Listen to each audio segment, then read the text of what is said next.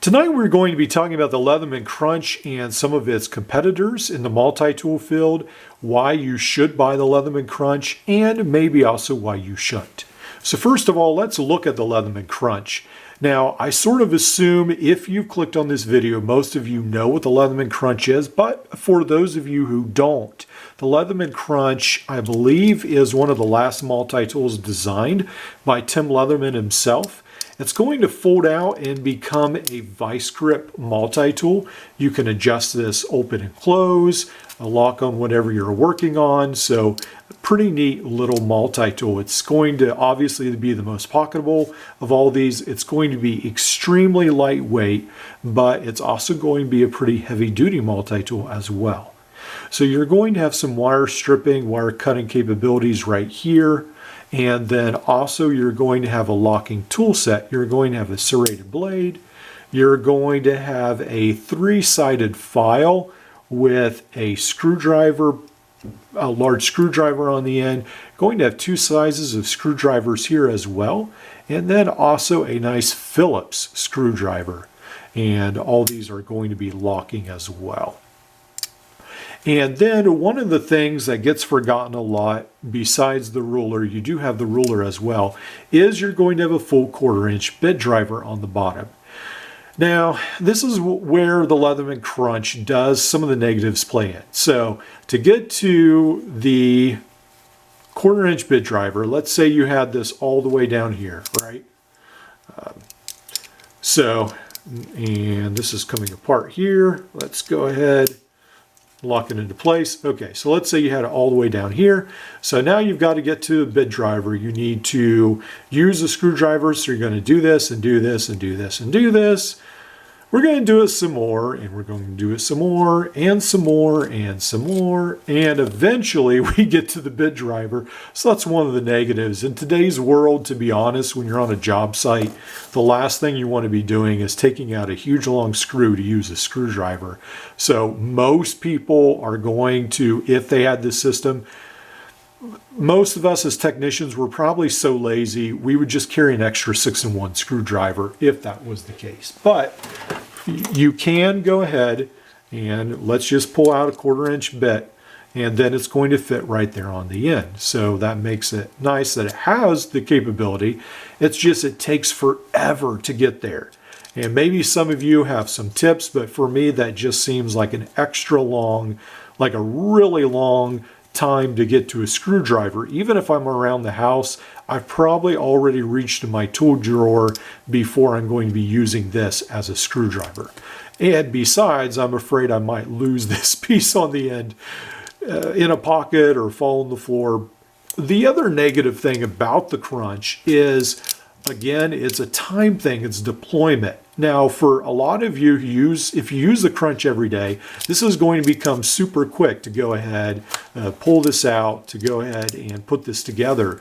But for people who do not use it, it's going to take some time when this is all stowed away to take this apart. And now what do I do? Let's see. And then you've got to sort of remember, got to pull this out, and how does this work? And it doesn't take that long.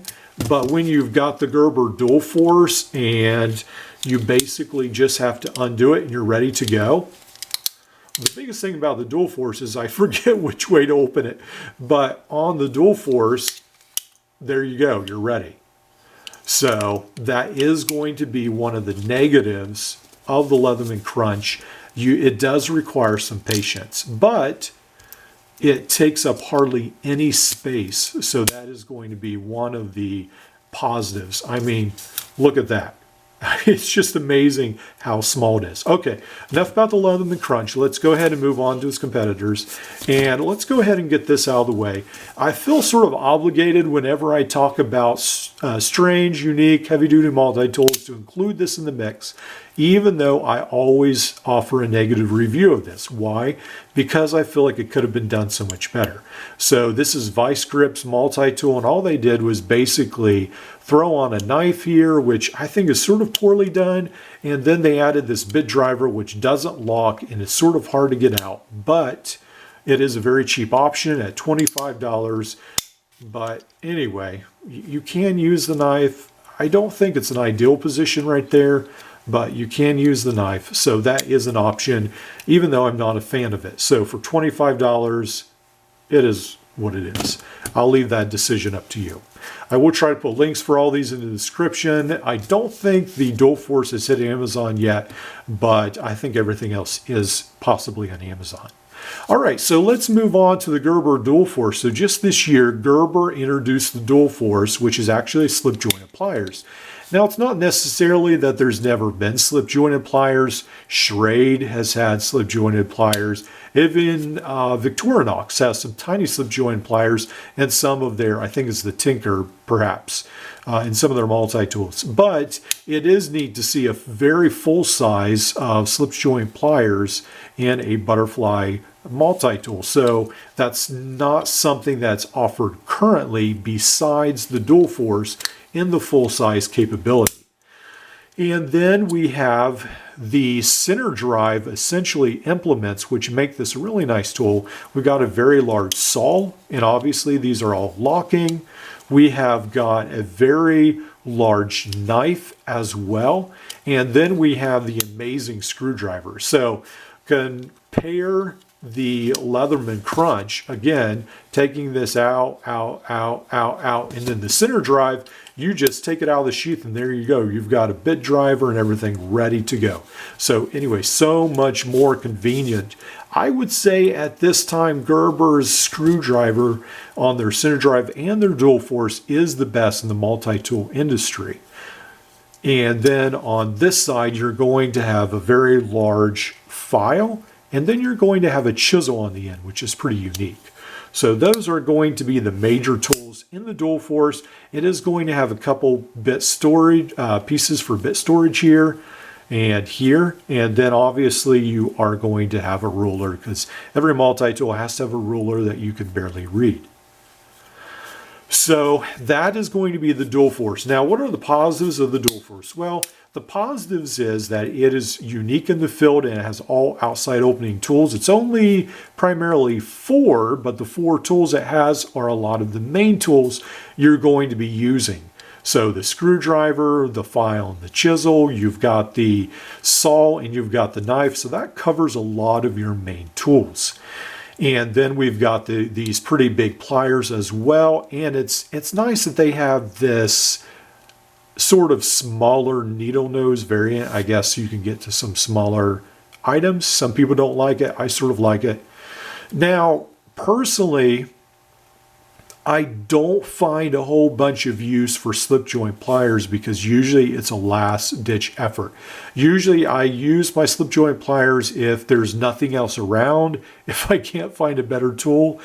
And so it is a little bit disappointing. I was all excited for it, and then I thought, where am I going to use it?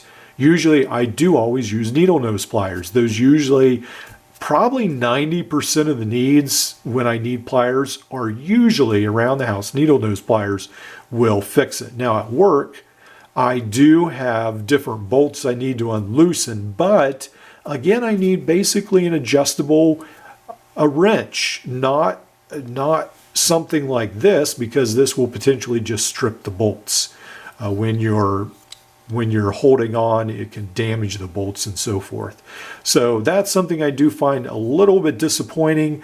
I'm not sure, I guess, for mechanical work at home, perhaps for the farm, I think these would be a lot more useful. But out in the field, I don't know if many employers would be happy if you were using this on the bolts for the equipment. That's just something in my field, I don't think many people would be happy if I was using that.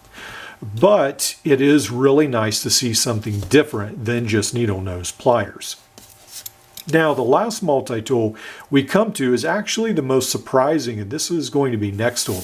So this comes in around 90, this comes in around 110, this comes in around 25, and this comes in around 35, 33 to 35. So this is actually going to be the next tool, and to be honest, Nextool did send this to me to review, but I have seen this and I've read some reviews about it, and some people have very negative things to say, and I was pretty sure it would be junk. So whether it was given to me or not, I was trying to figure out how I was going to review it, and I did not think I would have positive things to say about it. And it's actually turned out to be the multi-tool that I carry primarily for work. So I have been extremely shocked by how handy this is. So now this one does have needle nose pliers, but it also has an adjustable wrench. So what we find on here is actually going to be just two outside opening tools. We're going to have right here is going to be the knife, and then right here is going to be the saw. Now I do use the knife a lot, the saw I do not. And then we're going to have the adjustable wrench. Now, whereas with the Gerber, I do not find that extremely useful, the adjustable wrench I use all the time for work.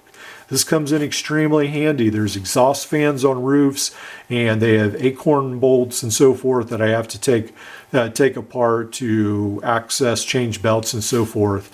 And I find this adjustable wrench exactly what I need when I'm up on a roof and I don't want to be carrying a bunch of tools with me. This has come in so handy. Now, I was pretty sure this was gimmicky, that it would fall apart, but it actually has held up. I've actually used this on some pretty tough stuff. I've tightened some bolts on some large, like, circulating pumps. Now, I haven't tightened them all the way, but I've got them started. Then I'll use a large, like, 12-inch adjustable wrench to finish it or whatever. But if we only have one wrench there, a lot of times we work in teams in the HVAC department. So while the other guy is using his tool, I can whip this tool out and I can work on tightening one of the nuts on the pumps, and while he's doing the other work. So that makes it really neat. And then this right here is your bit driver. So again, whereas the Leatherman Crunch, again, remember I said you have to take this out and take this out and take this out. On this tool, this is your screwdriver right there. And so that makes it very handy. You undo these handles and then you take these bits and there you go. Now, the only negative, the downside is these are specific bits for this tool. You can use 1/4-inch bits, but there's no retention system. They do fall out. These have this ball detent, and you also see one of the things I didn't realize is that there's a specific way to fit these in, and then they fit right there so that they don't fall out of this handle as well.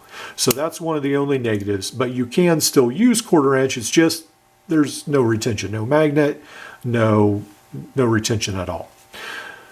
So overall, I found this extremely handy. Just the other day, I was able to help fix an elevator. We were taking a service elevator where you lift heavy equipment, and I was able to take the panel off. I've made a video on a ratchet head, and I was able to put the small ratchet head in here. And anyway, the rest of my team was pretty amazed, and this has been an amazing tool.